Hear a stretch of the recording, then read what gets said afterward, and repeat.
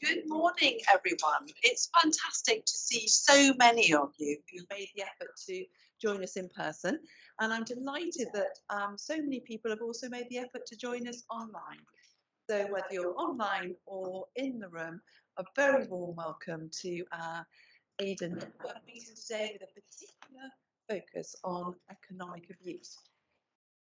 So I'd also very much like to thank Peter Lavery from Cushman and Wakefield, who has provided this fantastic venue this morning and wonderful hospitality and all this great IT equipment, which means that we can enable so many more people to participate in our network meeting this morning. Now, before I kick off the event and the discussion from our wonderful speakers and a question and answer session, I just want to give you some really good news. We've had some new Beacon members, and NHS England has become a Beacon member, and Google and BP are right in the midst of the process of becoming a Beacon member. Beacon members are really important. They really enable EIDA to do our work, and particularly spreading the message to as many employers as possible, especially those smaller and medium-sized organisations that really couldn't afford to provide all of their own resources. So they are absolutely pivotal, and we really thank them very much indeed. Today is our focus on economic abuse, and there's nobody better to speak about that than our colleagues from Surviving Economic Abuse. And in particular, we have with us today Nicola Sharp-Jeffs and also Jasvinder Kaur, and they're going to kick us off by sharing their perspective on economic abuse. So do you want to come up, Nick? Brilliant.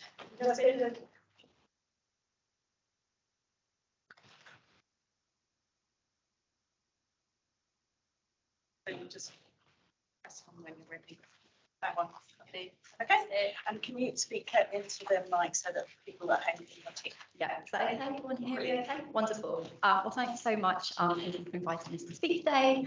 I'm actually particularly excited because this is the first time that I have seen Sarah Newton, former safeguarding minister.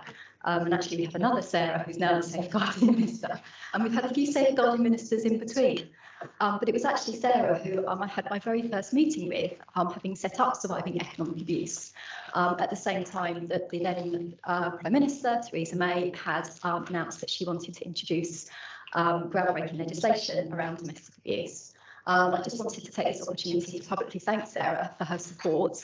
I know, having spoken to Victoria Atkins, next safeguarding minister, she was very clear that Sarah had kind of really passed the economic abuse baton on, and it's really exciting, so many years later, to be in the same room, and we actually now have a Domestic Abuse Act, and economic abuse is both named and defined within that act. So I just wanted to start with that. So by the introduction, I'm Nicola Sharp-Jeffs, the founder and chief exec at Surviving Economic Abuse. Jasvinder Kaur, our lead trainer, is here today. But also some of our other colleagues. I'm going to call you out, sorry. So we've got Cyrene, who's our legal and policy manager. So maybe you could just wave Cyrene if people want to have a chat to her. And then right at the back, we've got Lauren, who's our financial services manager, if you would like to have a chat to her. Thanks, guys. So if this is the first time you've heard about Surviving Economic Abuse, you've probably seen we've got this beautiful colourful leaflet, which we left on people's chairs today. It's the first time we've printed anything since pre-COVID. It's very exciting in the last minute, but we're excited to be attending a festival of practice next week that the Domestic Abuse Commission is running, so we felt it was important to have some materials. So we're delighted to be able to share that with you today. So our mission is really simple. At Surviving Economic Abuse, we're here to raise awareness of this form of abuse, which is perhaps one of the lesser known forms of abuse, and most importantly, to seek to transform responses to it. So we are a second-tier organisation. We don't work directly with victims and survivors, but they very much are at the heart of the work that we do. So we work alongside a group of survivors called Experts by Experience. They number over 100, and everything we do, the strategy shared on this leaflet today, is informed by them and their priorities. So we very much work to make sure that we can meet need. So yes, I mean, for someone who's been passionate about this issue for more years than I care to remember, actually just to have economic abuse named in legislation is just ridiculously exciting. Every time I look at it, I just can't quite believe that it's there. But I suppose as an audience, you might be more familiar with the term financial abuse. And certainly that was the form of abuse that was recognised in the previous policy definition of domestic abuse before we had this statutory definition within the Domestic Abuse Act. And the reason we did go and see Safeguarding Minister Sarah Newton back in 2018 was because we recognised from speaking to victims and survivors that perpetrators controlled more, and I will just say in inverted commas, just their finances and their money.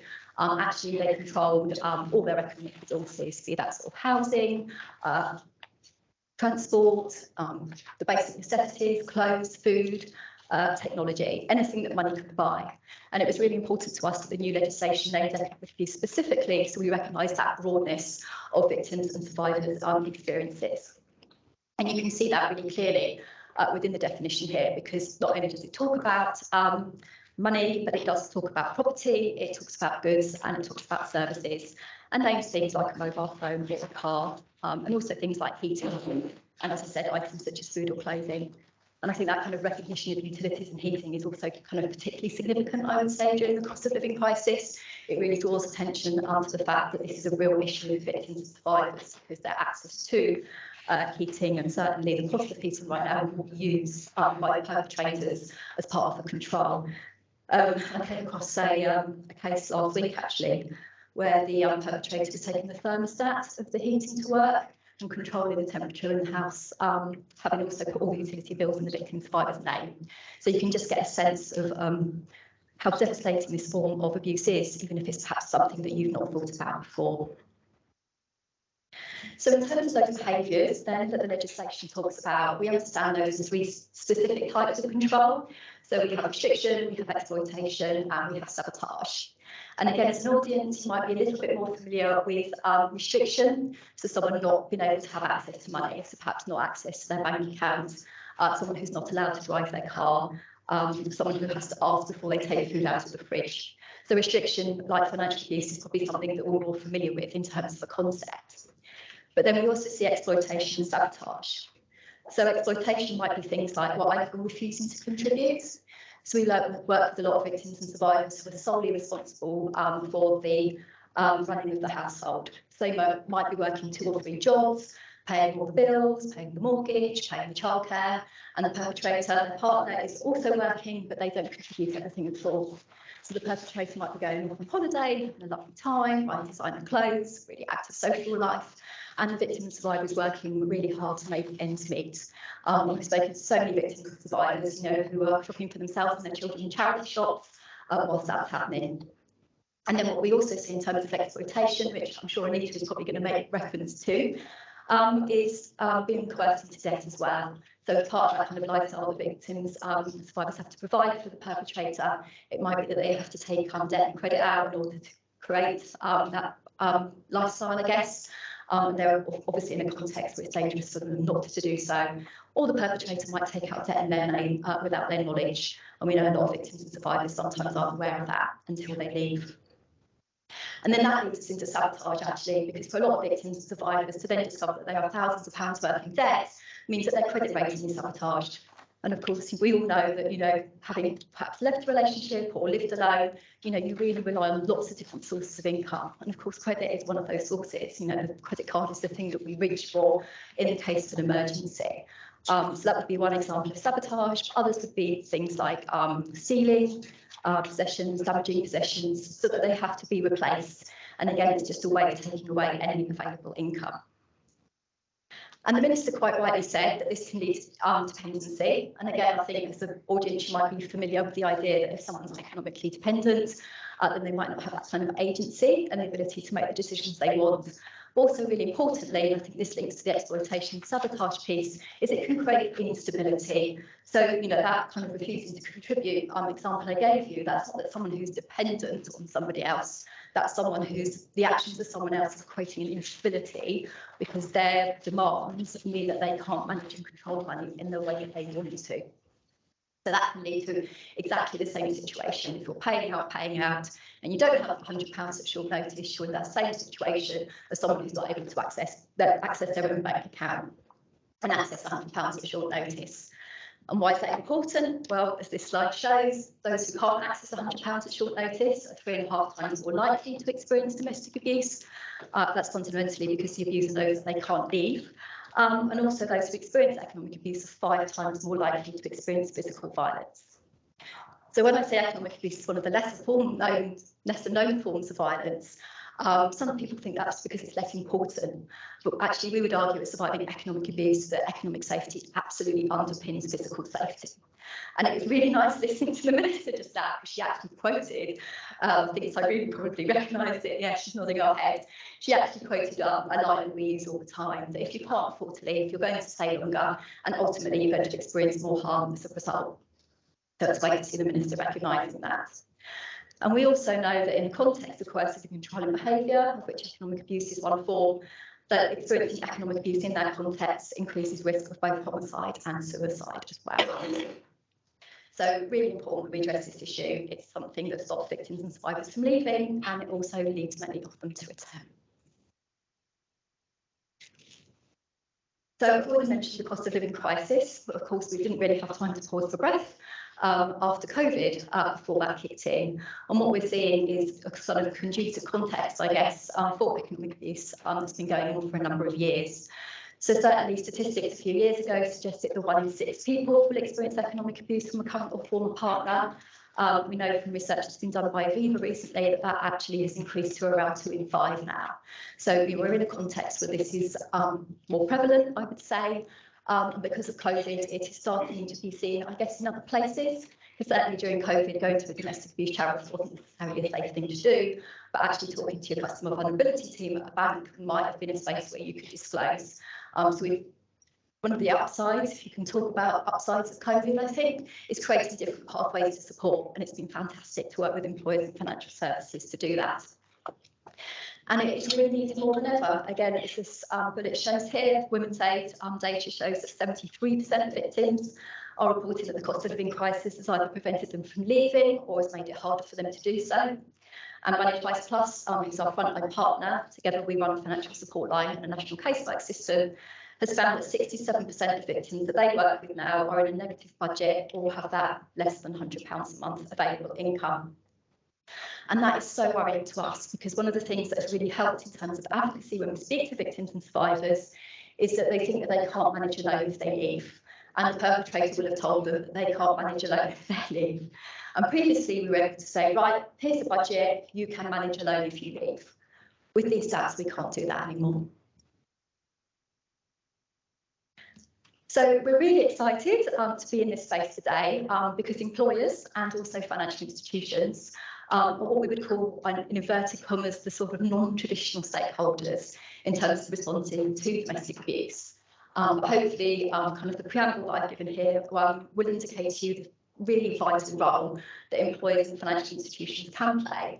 Really practical ways in which you can ensure victims and survivors can achieve that economic safety and move on safely.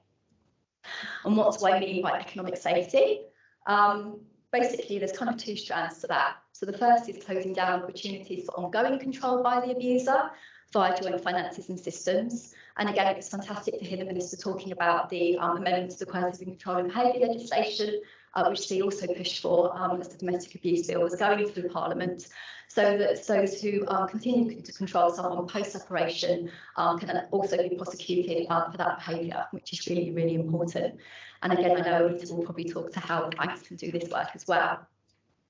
And the second piece is around maximising victim survivor access to economic resources, so that they have the resources that they need when they need them. And as an employer, you can do some of this really, really easily. In terms of closing down opportunities for ongoing control, you could support an employee to change the bank account that their money is going into.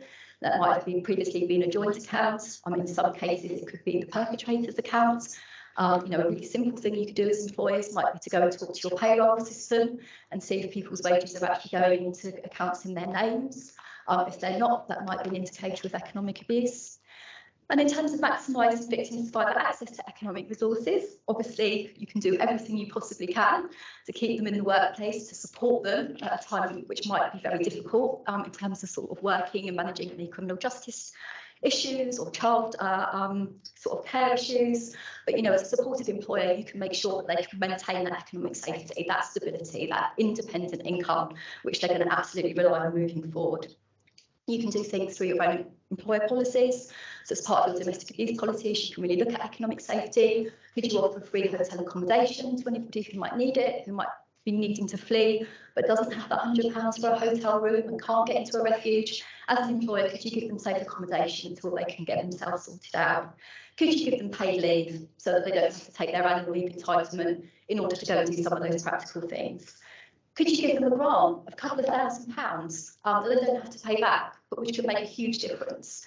Some of these ideas, like a few years ago, I said were kind of pie in the sky ideas, but we know employers who are doing this, and it's absolutely incredible. And what about your benefit packages? You know, perhaps you provide free counselling. You know, bring that to the attention of your employees, because again, we speak to a lot of victims and survivors who don't qualify for support of the NHS and are actually having to pay for counselling for themselves and their children. But again, as an employer, you can facilitate access to a service like that. So I'm just going to introduce my colleague, Jasvinda, in just a moment. But what we want to do is we want to create conversations at work that are as common and as normalised as inquiring about someone's physical well-being and their emotional well-being. We also need to be asking about their economic well-being. And we've worked with a woman called Jane Portis. Some of you might know her from a business background.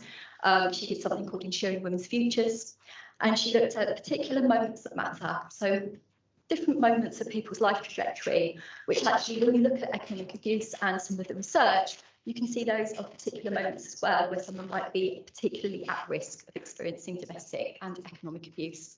And so as part of having those conversations, which can be difficult, you know, how would you start a conversation about someone's economic well-being? Well, you can map it onto some of these moments that matter. And Jasvinda now is going to talk particularly about a resource and some thinking we've done in relation to number 4, so how you might introduce a conversation around economic well-being and safety if someone needs to become a mother.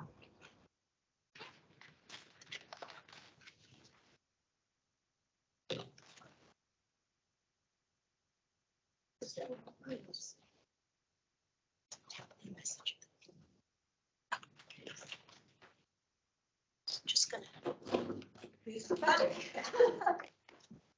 Hello, apologies. I'm just driving around. I can't hear it actually. Just before I put the next slide up, I just wanted to make a note really in terms of sharing information and mindful of your well-being as well. It is impactful, it is important, but just to get you to be thinking through the impact of maternity, pregnancy and early childhood on victim survivors is really important. So I'd like you to read the following quote, but again, just be caring for yourself as well whilst you do it. The abuse started in earnest when I was pregnant. I felt like I had to stay for my son's sake. I tried to make the relationship work.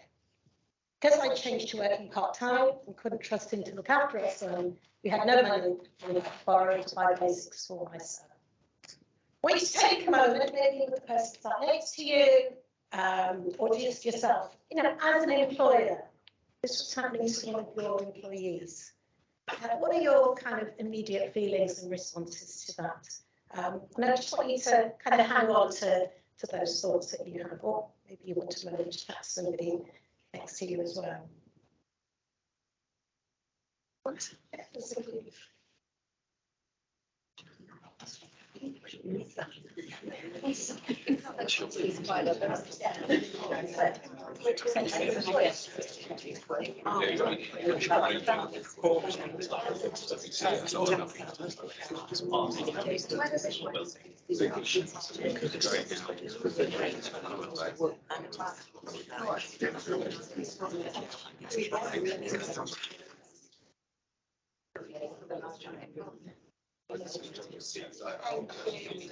It's just a moment because I always like listening to people. My favourite. Maybe some of the sort of initial reactions or words might have come up. Does anybody want to share?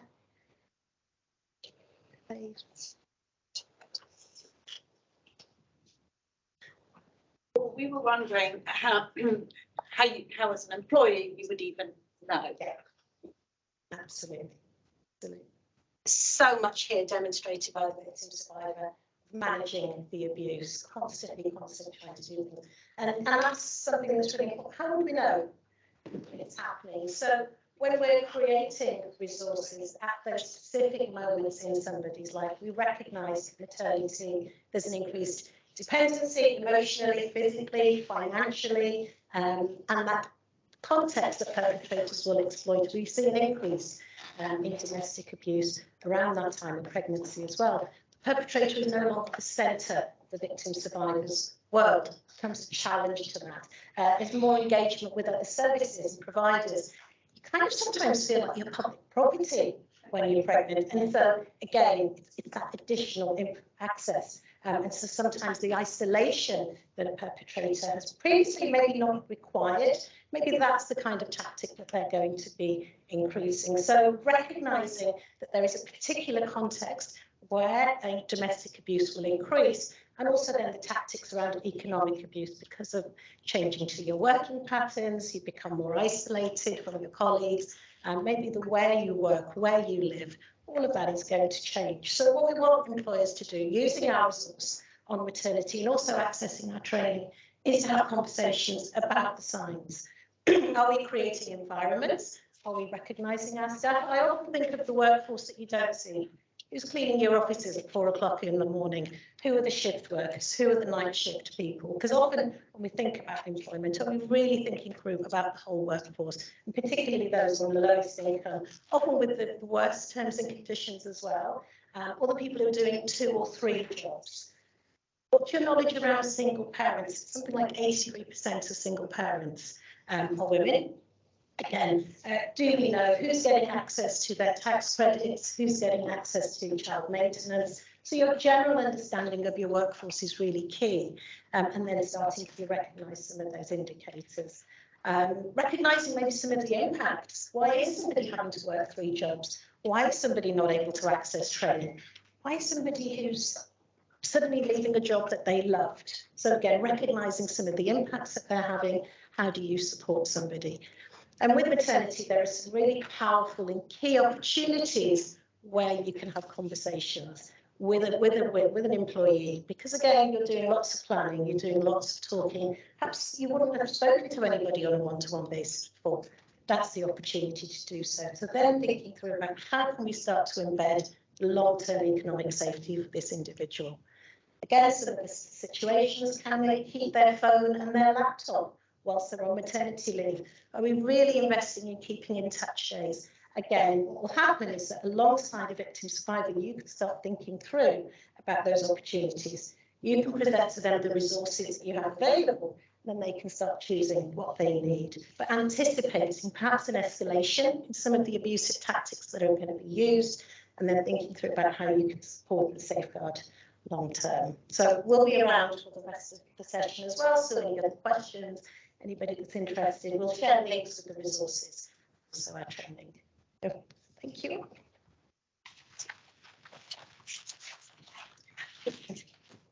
Thank you. So we actually work very closely with Jane Porter to take those 6 moments, where 5 go for, those 6 moments that matter, and we created a specific resource for employers. This is specific to financial services, because we also recognise, again, as the Minister said, that there will be some companies in this room who have clients, who have customers, who will also be experiencing domestic and economic abuse. But, you know, how can you really expect your staff to support those clients and those customers if that's something they're going through themselves?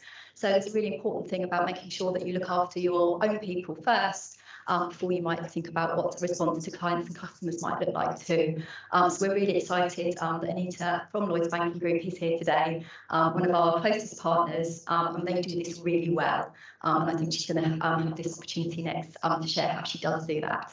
So even though this is specific to how you might support customers and how you might support colleagues within a financial services context, you know, everything here is absolutely really possible to any other industry that you might work in, and you can access that from our website.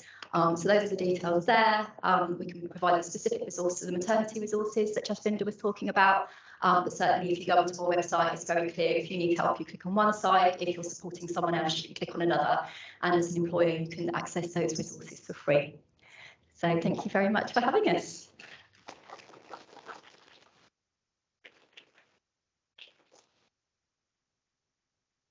Thank you both very much indeed.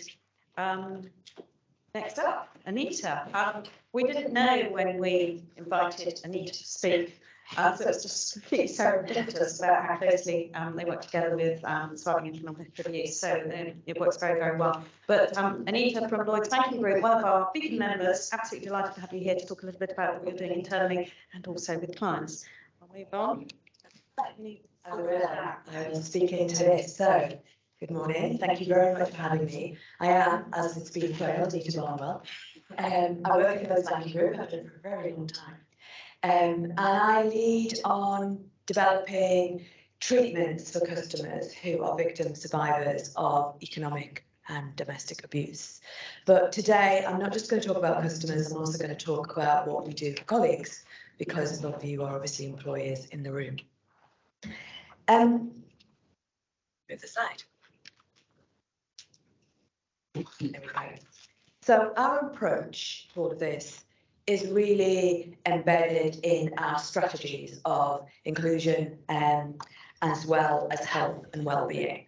So our approach to this from a colleague perspective isn't separate, it's kind of really embedded into our EIDA and our health and well-being. Lloyds Banking Group's mission, our purpose is to help Britain prosper. For that, that means we want to tackle the social, the economic and the environmental challenges that the UK face. One of those challenges, I think we'd all agree, is domestic abuse. It shatters lives and it's quite often behind closed doors. And we totally recognise that it can happen when you're in a relationship, but from the financial and economic perspective, it can be happening after you've left the relationship as well. We definitely see that with our customers. Now, I think my slides talk about the 1 in 6 and the 1 in 4, and Nicola gave us the updated number, 2 in 5.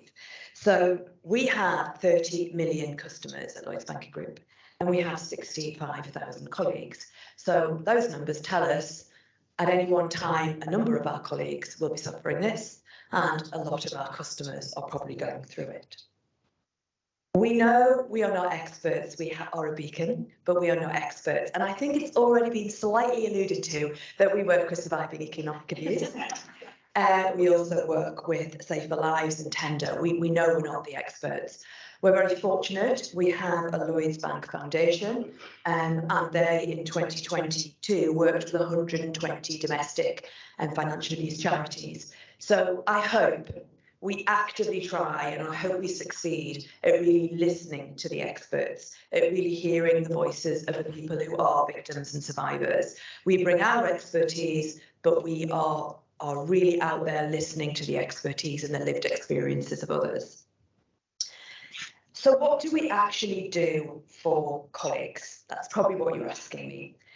It costs 1.9 billion for employers, the cost of this. And I work in a bank, and I think that's quite a big number. And it costs us with productivity, it costs us with sick pay. So we've got two aims. Our first aim is we want to raise awareness, and our second aim is we want to empower our colleagues to support each other. We really believe, and I'm sure you do as well, because you're in this room or you're on the WebEx, that employers have a massive part to play. And we're really proud that in January 21, the government did acknowledge that we were a best practice employer, and their quote was, "We do amazing work." So what do? We do have that emergency support. It was launched at the very beginning of the pandemic, actually April 20. We will cover hotels, we'll cover people having to flee with their cost. We do not ask any money back from our staff, our colleagues who do this. We'll change the mobiles. It's very tailored. We can work with people with what they need. Now, since 21, 5 colleagues have used this. Now we've got 65,000. But what I would say is when this was launched, the response from all of our colleagues was really significant. The fact that we would do this, that we would invest this for people. So I think just the fact that we have it is far greater impact for the significant number of colleagues that don't use it, but a massive impact for the colleagues that do use it. We have the Employee Assistance Programme. That's there to ensure that we pass people to counselling, to legal and financial experts and specialists who can help them build plans, get them access to the third parties that they need, link them to external support, self-care, everything. Between 19 and 21, 173 colleagues have used that, the EAP scheme for domestic abuse. We're really conscious some people don't want to disclose, they don't want to talk about it. So we do have a healthy relationships hub. So anybody who's there who wants some support but doesn't want to talk about it has access to all of the information, all of the links. And there's actually information there as well that we hope could influence perpetrators to maybe recognise their behaviour and maybe adjust their behaviour. We've also invested in a lot of line manager support. If you are a line manager and you're having a one-to-one and this is disclosed, you've got to know what to do to help. It doesn't happen every week. So there's a great deal of support there for line managers, so they get guidance. We don't just have all of this and it's there if you need it. We're really visible about talking about it. We have a really considered, orchestrated campaign. We promote the Bright Sky app. We have 15,500, I'm not sure if we counted them, maybe we ordered 15,500 posters on the back of toilet doors. We've got a lot of buildings in Lloyds Banking Group. We have webinars, we have broadcasts. They're there to create a safe space so that colleagues know that people can share their stories, they're going to believe, they're going to be trusted. We have internal articles for all, across our whole organisation. We have an interchange page, we call it. Colleagues from all levels of the organisation, both men and women, have published stories showing the different types of abuse and that can happen to anyone. Me personally, I really remember a very senior person joining, and she got a story on there about how she had lived in a relationship where it was coerced and gaslighted, and that's really powerful when a very senior person admits that's happened to them. Since 2019, we've had 1,500 colleagues attend these sessions, and these online articles around 30,000 views. I promised I would talk about customers as well, because Nicola alluded to the work we're doing there. I said earlier we have 30 million customers.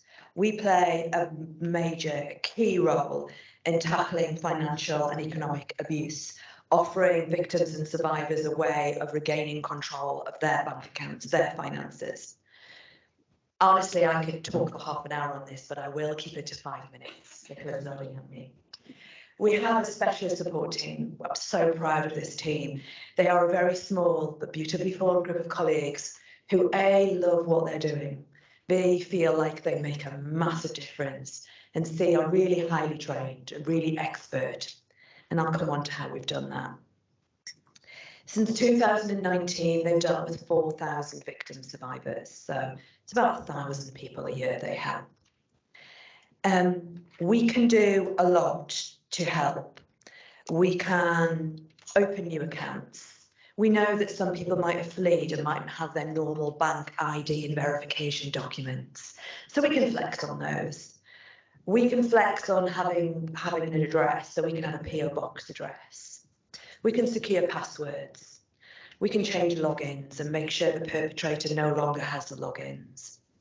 We change the terms and conditions of our bank accounts so that we can separate joint accounts. Literally, without anybody else agreeing, we can just separate the account and leave the perpetrator and the victim survivor with two separate accounts. We can separate debt.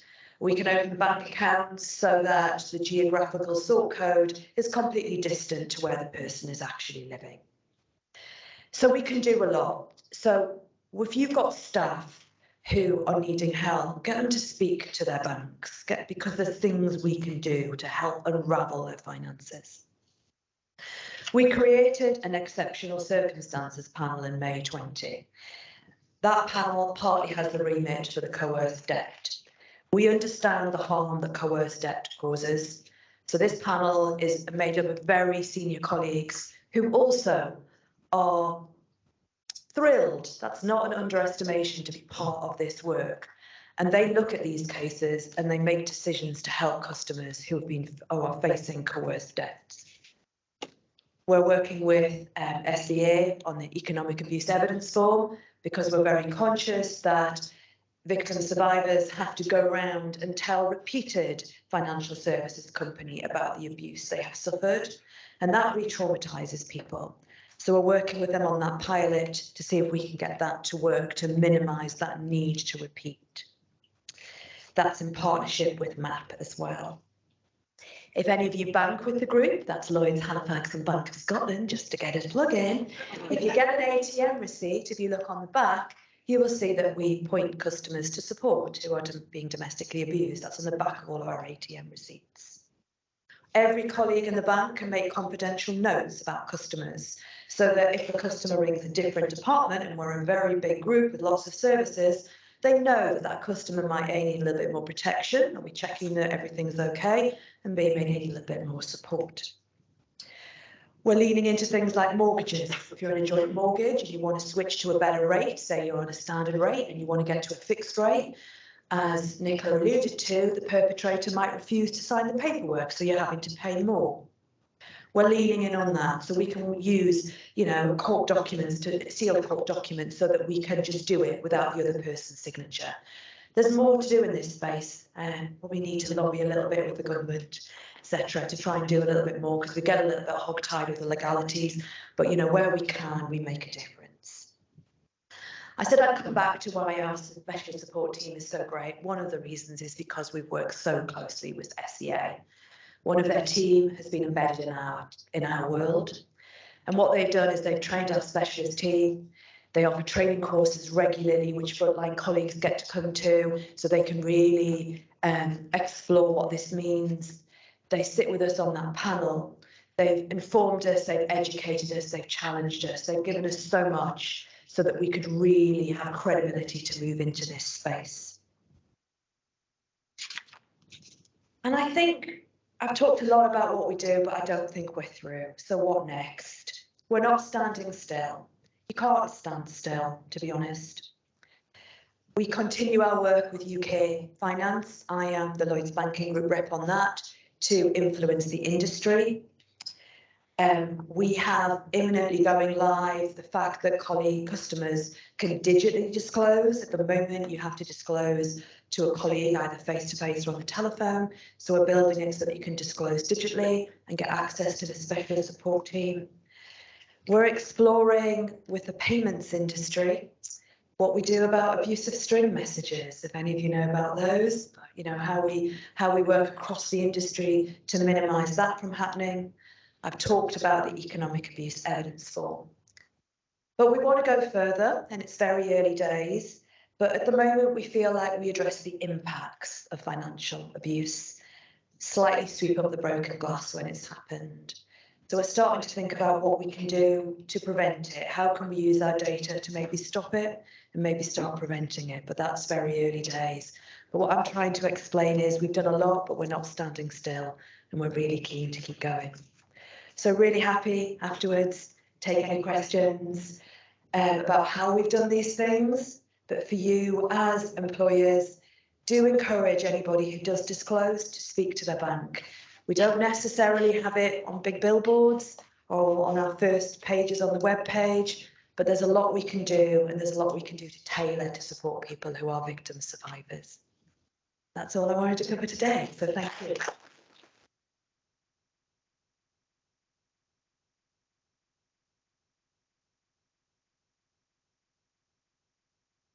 Thank you. That was.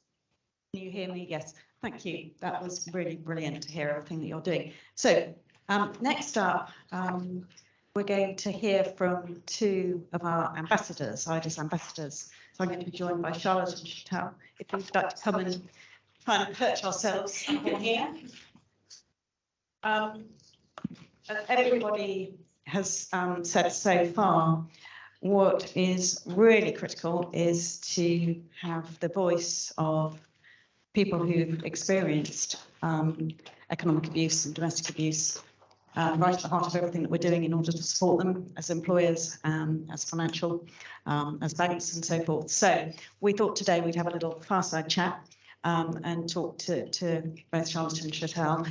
Can I just say we're going to talk for about 15-20 minutes, and then there's going to be an opportunity for the audience to ask questions of the entire panel, who will all come up here. So can you be thinking about the sorts of questions that you would like to ask? So I'm going to start off by asking Charlotte. So Charlotte left her former partner, very difficult circumstances. Charlotte, you just had a child, only 3 months old, and you left after he attacked you and you had to call the police. Would you just talk to us a bit about what happened after that, and particularly focusing on the economic abuse that you suffered? My daughter was 3 months old at the time, and my husband, or ex-husband, had come home drunk and physically attacked me, and the police were involved. I decided at that point to leave. I was determined to be really independent and do the right thing and stand on my own and keep my daughter away from that environment. And what I was so unaware of was what happened next through post-separation. He stopped paying the bills. He didn't pay child maintenance. I was left with a 3-month-old baby and literally couldn't put food on the table. It was awful, devastating. The impact was that it left me and my daughter in poverty, really. And then he also didn't pay any of the bills, the council tax, water bills, that sort of thing. And all of a sudden, I was left liable to pay them because we were married and it was a joint tenancy agreement, which had further impact on money and so on. Post-separation abuse continued for 10 months after. Eventually, I had to stop contact because he was physically abusive further. And we started the court process 2.5 years through family court, where I was still financially in a really dire state, and he took me to court, still wasn't paying child maintenance. And I was left with no money, couldn't pay legal fees. I wasn't liable for legal aid at the time, and I was left fighting it completely on my own. Sorry, we're having to share this. And Charlotte, you were also wanting to find work during this period of time. Could you share with everybody the challenges that you faced trying to do that? Like I said, I was really determined to kind of be independent. I didn't want to be on benefits and have the stigma of being a single mum on benefits. I really wanted to work. I wanted my daughter to be proud of me and for me to build something on my own. When it came to finding work, I went to lots of interviews in the city as a PA and that sort of thing, secretarial work. I often got offered the roles, but then I was left with the fact that I was going to be leaving a very young baby for long periods of time, and it just wasn't accessible to me at that time, which was a bit of a blow as well to my confidence, because I was so determined to kind of be independent and provide for my daughter and do that on my own. Yeah, it would have been nice to have been able to work at that time. It would have probably given me confidence and something to build on. And can you share with us anything about how you were able to resolve some of those challenges you were facing in terms of not having access to finances and him not paying child maintenance? Well, eventually, I did actually restudy as a beautician, and being self-employed and being able to choose my own hours and working around my daughter made it then possible for me to rebuild my life. I was very fortunate that I did have family that supported me as well and stepped in, but not everybody has that. I always think, gosh, there are so many victims that don't have that support from family, and then what the hell would you do then? I was lucky that I did have that. But yeah, I managed to turn my life around with a lot of hard work, but he didn't pay child maintenance for a very, very long time, for years and years and years.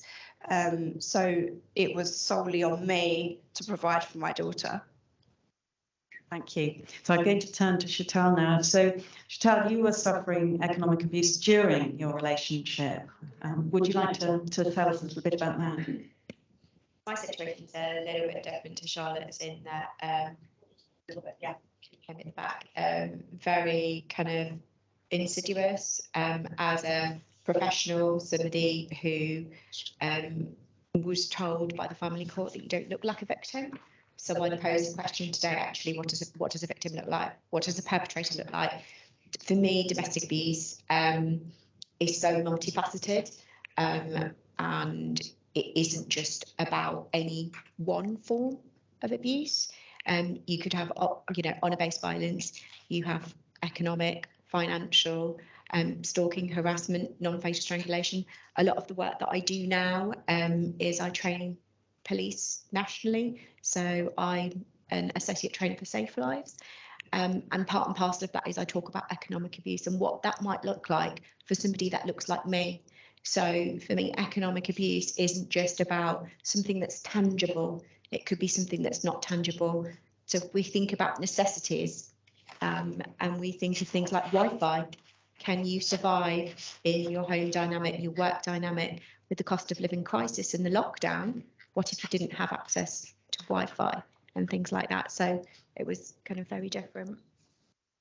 And are you happy to share a little bit about the specific types of economic abuse that you experienced yourself?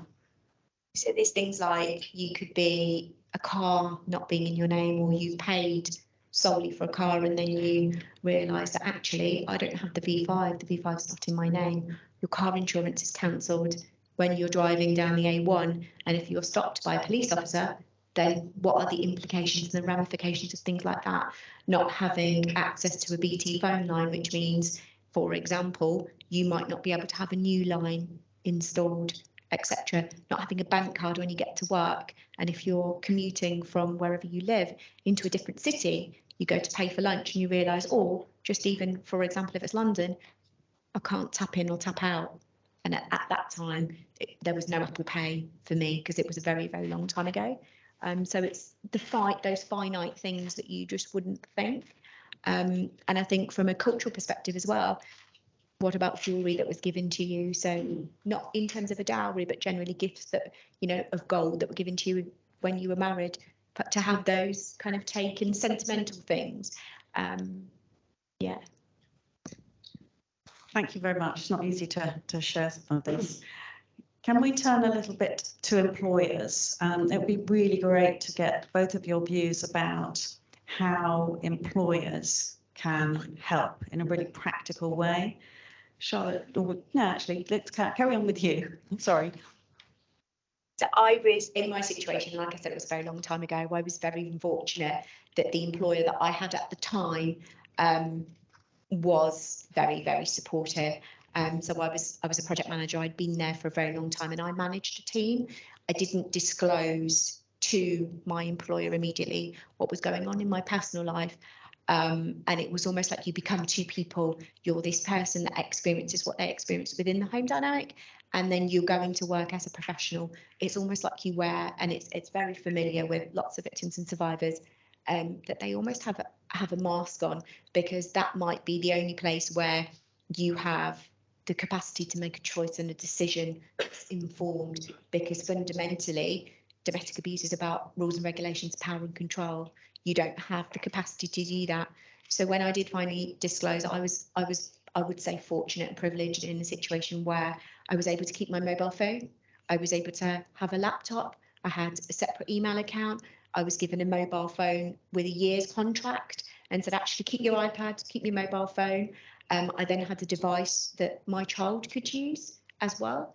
And I think for me, fundamentally, things that employers, if we think of laptops, they go to landfill. Is it possible that actually you can wipe a laptop and go, here's a laptop for your family, here's a laptop for yourself, just to almost see you through whilst you're applying for jobs, etc. But it's also the practical things as well. Is there an empty meeting room that you can provide to an employee if they're having a counselling session, for example, or a meeting with a solicitor, or any other, a mortgage advisor or somebody from a bank, etc., etc., etc. And it's having those practical things that might not be tangible in terms of have a financial value, but the long-term value of that, you could be saving somebody from domestic homicide, because fundamentally there is a direct link to power and control, controlling coercive behaviour is highly linked with the rates that we have in the UK for domestic homicide. So it's those practical things. And I think offering space in the workplace is a really practical one, and where people can come to the workplace in order to advise you, because if somebody's tracking you, then as far as they know, you're still in the workplace and still working, and the solicitor or whoever else, or counselling or whatever, people can come to you. So I think that's a really, really practical one. Charlotte, how about you? Ideas, how can employers practically help, apart from giving you a job with flexible time? And I guess also maybe the flexibility to work from home in a situation where it is post-separation, that could be really, really useful. Yeah, I definitely think that when you're suffering from post-separation abuse, being able to work from home, if I'd been able to take on one of those jobs where I was able to work from home, that would have been practical for me to do with a young child. Having that accessibility, and again, sort of looking at the individual situation and what you can do to help that circumstance, because obviously every single domestic abusive situation looks different for every person, and really taking on consideration single mothers and what that looks like if you've been a victim, and then through post-separation, how you can help them continue to work or get back into work in a safe way. One of the things, not much good comes from COVID, but one of the things was that everybody started working from home and using Zoom much more. I think in a post-separation abuse situation, that could be incredibly helpful. Yes, and I guess it also saves the travel time, so it means that your childcare arrangements can be shorter and so on. Just to finish up, I was going to ask each of you, you've got employers in the room and on the line, you know, if there's one message you'd like to give to employers. I haven't warned you of that one, so giving you just a moment to think about it. I would say to have a trauma-informed workforce that understands fundamentally what controlling coercive behaviour is, and understands the dynamic, not to necessarily take on the responsibility to do it, but to understand what safety planning might look like, and also to understand how fluid risk can be. And when they do have the opportunity where they are faced with a disclosure, whatever that disclosure might be, to hold the space, to not victim blame, and to believe. Yeah, I think obviously education is key, that we all should be more educated on domestic abuse and understanding what that can look like for the individual person, and listening and having the right sort of signposting for domestic abuse, and being able to offer the right places to go, especially if somebody is facing things like family court. One of the things, I had no clue what to expect going through family court. I was completely naive, and I had no way of gauging it, no way of knowing where to turn to. So if employers can help victims, point them in the right direction and say, this is practical information that you should know, that you need to know, and that we can support you within that. Thank you both very much. There's also an organisation called the Employers Domestic Abuse Covenant, who are really great. What they do is to help employers to keep people in employment, and also to help people who have been victims of domestic abuse to return to the workforce. So if you're not a member of EIDA, I do encourage you to take a look at that, because really understanding the sorts of issues that you've talked about in how people go about recruiting, for example, is really key. Yes, please do.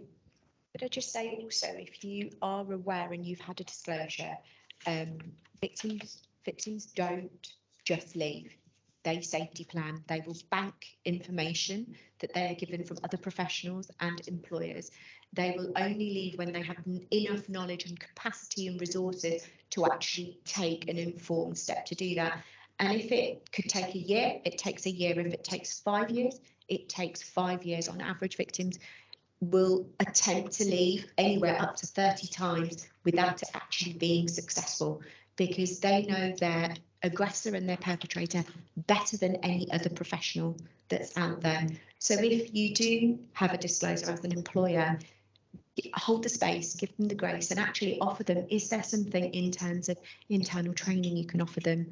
Is it a counselling course? Is it a mental health first aid? Something that could be that if they do ever leave your organisation, or maybe they move to a different part of the country because they now have a refuge space and you might have a branch or an office there. Is there something else that they could do? So that upskilling is really, really important, because their confidence and their self-belief will fundamentally be at rock bottom. So if you can help to empower and instill and embed knowledge to actually say you're doing the best that you can given the situation you're in, we've got you. And it's as simple as, we believe you, we've got you. Sometimes that's all they need.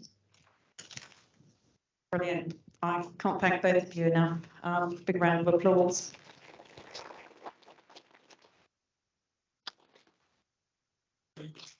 I'd now like to invite our previous speakers to come and sit up here, and then Sarah is going to host a Q&A session. So I'll get down. We've only got one roving mic, so we're going to use that amongst the panelists. So if those in the audience could ask their questions nice and loudly, and maybe Sarah will repeat them to make sure those on the line can also hear.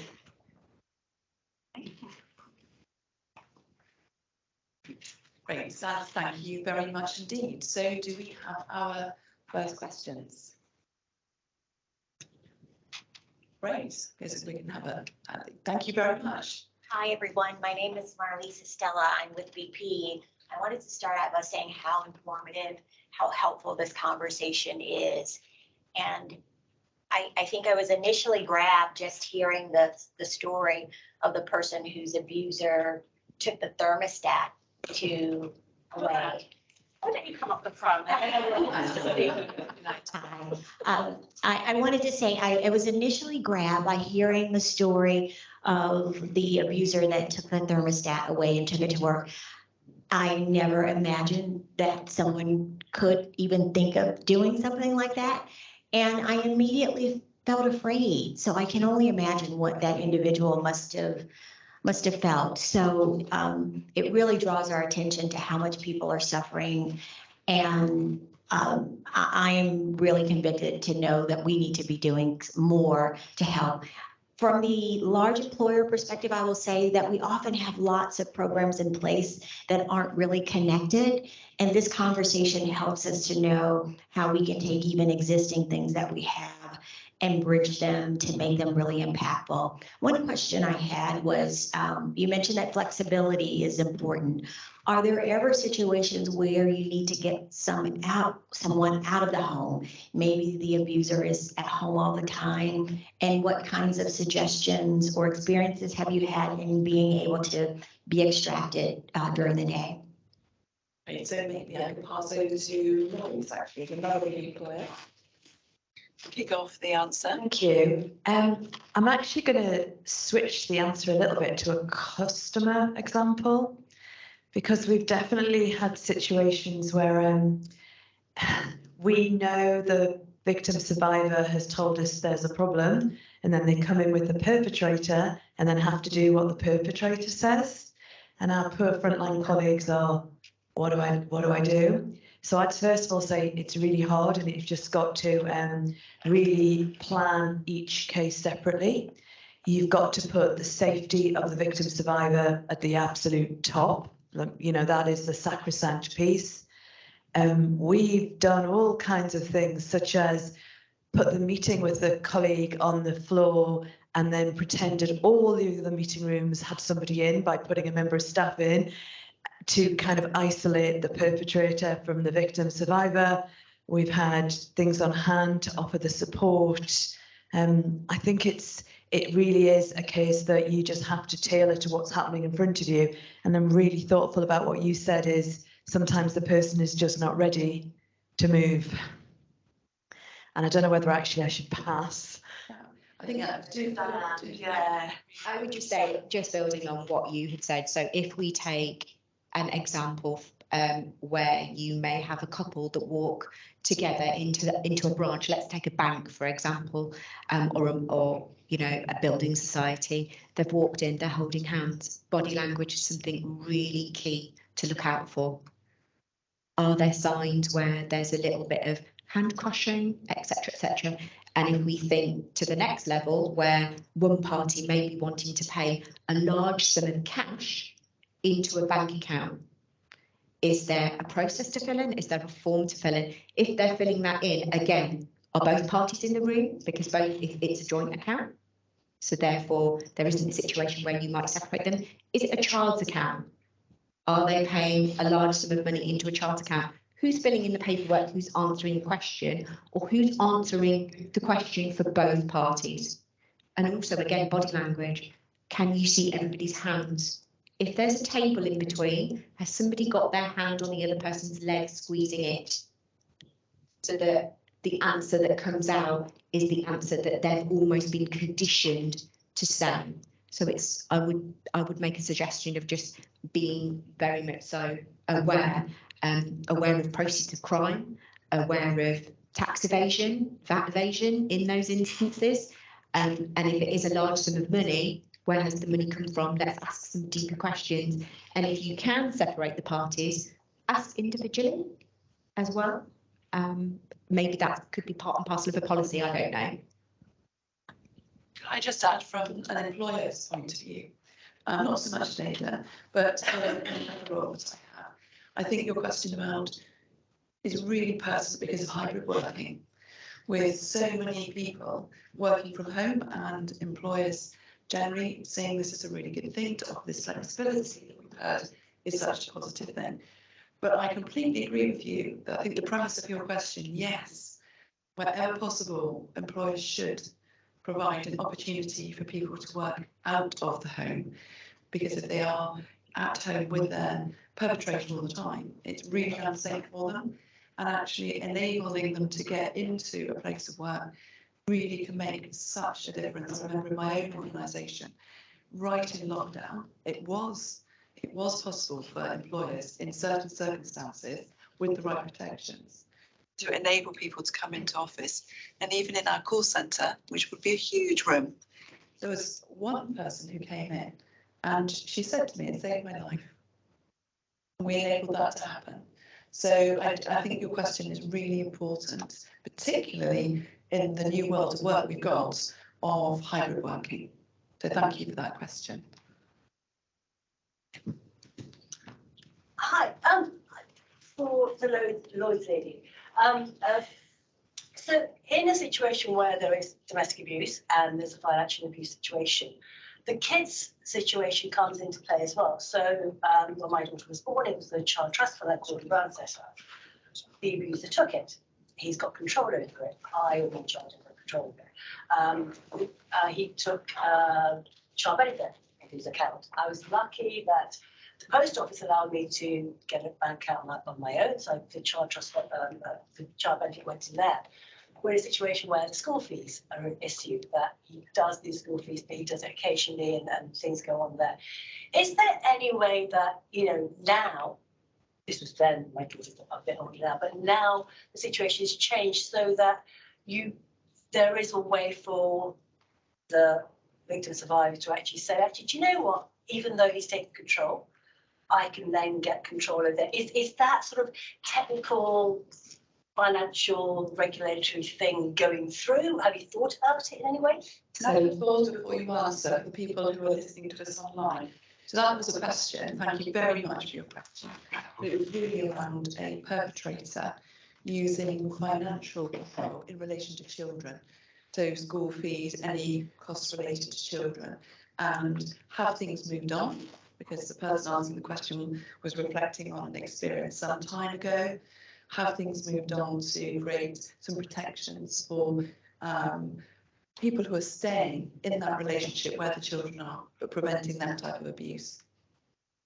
So I think things have moved on, but I think every layer you do, it's like an onion, there's always another layer.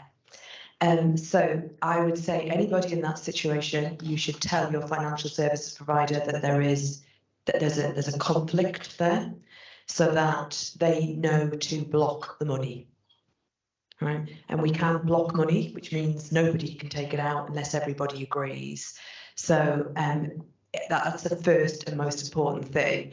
If it is in somebody else's name, so if the child trust fund was opened up in the perpetrator's name, it becomes incredibly hard for the financial service company to do anything. That does come into the courts need to be involved. So we find that difficult sometimes. What banks can do is they can firmly break their own rules. We really can. It's our risk. We can even break the law. That sounds terribly dramatic, doesn't it? But we can decide to ignore the legal framework at our risk. What we can't do is tell the land registry to put a house in one person's name when it's in a joint name. We can put the mortgage in a sole name. It's our rules. We can't tell the land registry. We find it difficult with life assurance policies. So if somebody has a policy on somebody else, on their life, that's a very hard one for us to unravel. So there's still layers, and that's why we continue to work with UK Finance to look at those layers. But talk to the bank, ask to speak to their specialist team, tell them what you're experiencing. They will believe you. They do not take sides, so we would never take a bank account away from a perpetrator. We'd always leave them banked. But we will protect the victim survivor, and we can do a lot to stop anybody from getting the money. Have I gone somewhere near?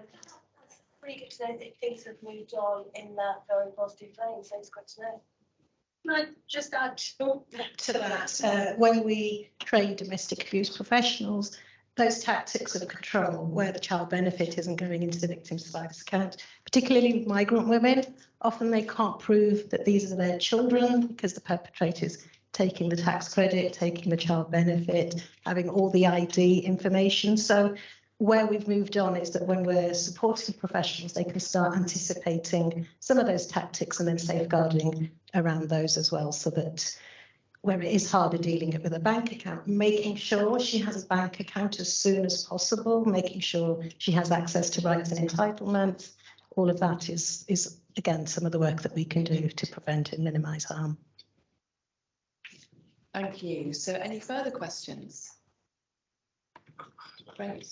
Hello there. I've just got a question on, we talked about obviously providing access to getting the services, but prevention was brought up as well. How do we tackle prevention more? Because I think, as a man being in the room here, I'm very conscious that men need to go through education.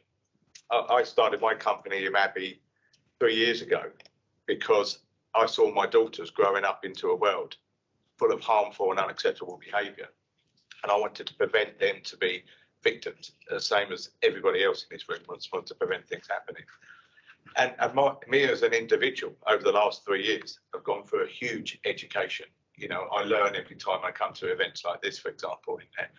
But I'm just one individual in there, and obviously we want to try and get a wider message out to everybody else. But how do we get better at providing this information to businesses, to individuals, to men, to change behaviours in the first place? Because I honestly think sometimes men don't understand their actions in there. And I certainly, over the last 3 years, have learned a huge amount, and I've still got a lot more to learn. So how do we magnify that for other people?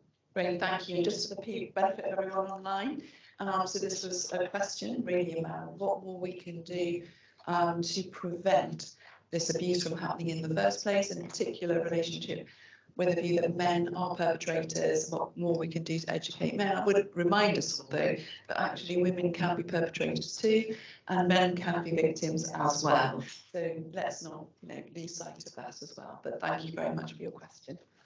Yeah, it's a really good question, and we've just had some research undertaken in relation to kind of understanding some social norms and some attitudes around that. And really interestingly, part of that was having focus groups with men. And I think the kind of overriding message for us is just starting to have those conversations. So the conversations kind of went along the lines of, you know, how do you manage money at home? How do you manage joint finances? What informs those decisions? And because no one's ever educated around that kind of thing, you know, certainly in schools now they're starting to talk about things like, you know, opening a bank account and budgeting, but they didn't talk about, you know, the potential for resources to be used as a form of control, and what sort of joint finances look like, and, you know, how you do manage things in a joint way. There's no kind of like normal or standard that people can kind of judge against. So the people that we spoke to in our research, you know, were kind of going on what they had kind of observed as children, you know, perhaps their parents, you know, how they manage money. But also as part of that research, they recognised that because money wasn't spoken about at home, they also made sort of inferences. So they kind of filled in the gaps themselves. So they were sort of modelling partnerships and money in the household kind of based on what they thought they knew that their parents did, because they'd never had that education or that conversation before. So I think the more we can kind of just start normalising the conversations, you know, talking to young people, you know, thinking about different spaces, you know, certainly in the financial services space, you know, there's a lot of work going on about supporting individuals around their finances, supporting schools similarly to do that. You know, can we start to kind of weave in, you know, age appropriate, you know, messages, and, you know, just starting to get people to kind of think about that, certainly. And also, I think, you know, the other thing about prevention, and there is the education piece, but there's also that kind of recognition of how you can close down control. And so something, you know, we're doing a series of briefing papers at the minute, so we're touching on things like mortgages, we're talking about things like joint life insurance, and one thing that we've just briefed on is something called the consumer duty. So when Anita sort of alluded to the legal and the regulatory space, you know, what we do at C is always about how do we increase space for action for a victim survivor. So how can we support them as an individual? How can we support the organisations who support them to support them better? When the organisation can't do that, who's the regulatory body or the industry or the sector that we can work with to remove those barriers? And if we can't do that, then we go to government and say, right, you know, this is what you need to do.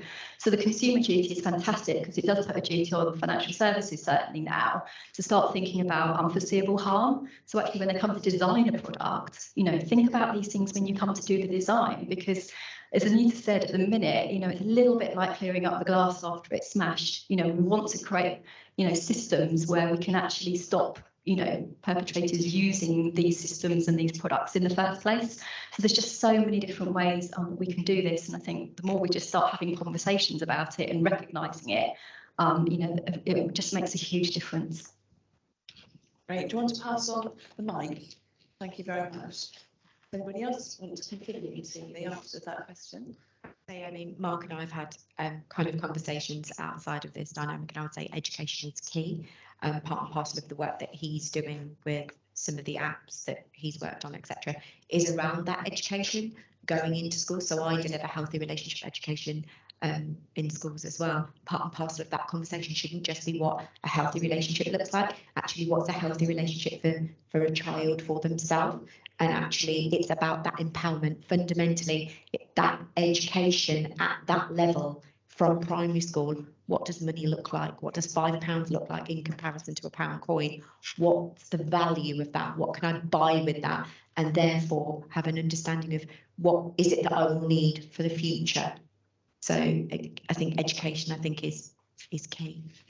So I'm sorry to put you on the spot, Elizabeth, but I did see you at the back there. And I think it would be great for you to share, because Elizabeth Philpin, who founded it, it would be great for you to share some of the great initiatives that are going on. For example, the Boy Scouts badge development that you were telling me about, which I thought was a great initiative in this space.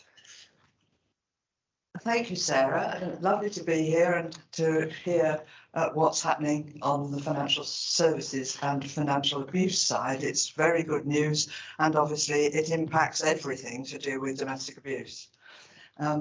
Yes, there's lots going on.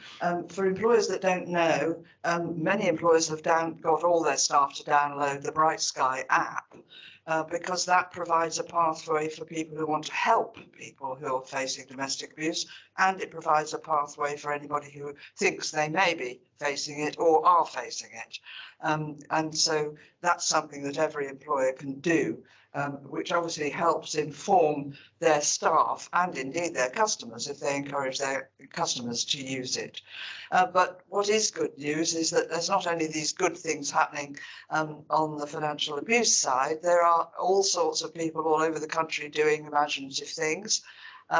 In Yorkshire, they have been promoting a Scouts badge for Cubs and Scouts on domestic abuse. And that has apparently been agreed to, and I understand that that's now being considered as a national rollout, which obviously will help with this point that you were making about the needing to get to very young children and start them on this journey of knowing what a good relationship is like and what sorts of things you can do to prevent the horrors that people have been talking about today.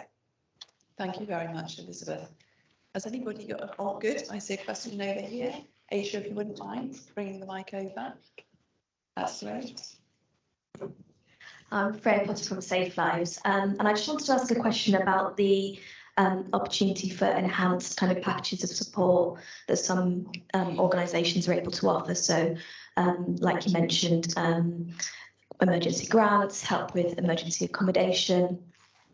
It's a question that we get a lot of interest in, organisations saying this is something that we can offer. But how do we kind of practically implement this? Sometimes there's concerns, is this open for kind of exploitation? And our message is that the risk of that is extremely low. You know, that it's highly unlikely that anybody would sort of claim domestic abuse in order to access that. But it is a concern that sometimes organisations have. So I just wondered if you had any advice about kind of, or encouragement and reassurance that it's so worth having those policies in place and having a policy of believing people who come forward and just reiterating the benefits of that, that outweigh any kind of risks. I hope that makes sense. While we're waiting for the microphone to make its way graciously to the front of the room, just to say to the colleagues who've joined us online, I noticed Ian McLeod and Jessica Leclerc, I hope I've pronounced your names correctly and forgive me if I haven't, have your hands up. Although we have this fantastic IT, we're not able to enable you to ask your question in the room today.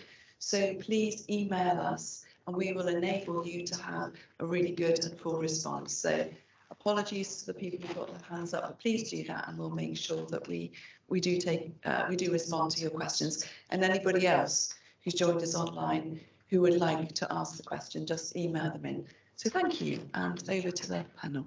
I think you practically answered it in the nicest way. You just have to believe.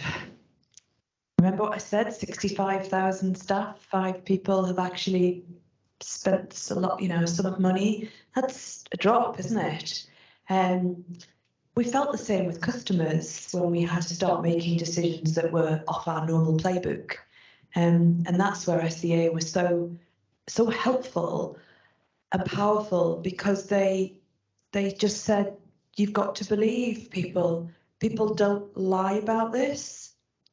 Why would you do that? I think to be employed by a company and to put your game face on, to use a very old expression, but you referenced that about how we're all slightly different at work and what we are at home, and to have to come in and admit this is happening to you must just be incredibly, incredibly hard.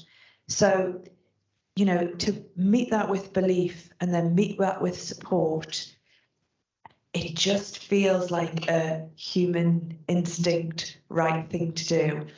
So, if you put the policy in, I really don't think it'll cost you very much.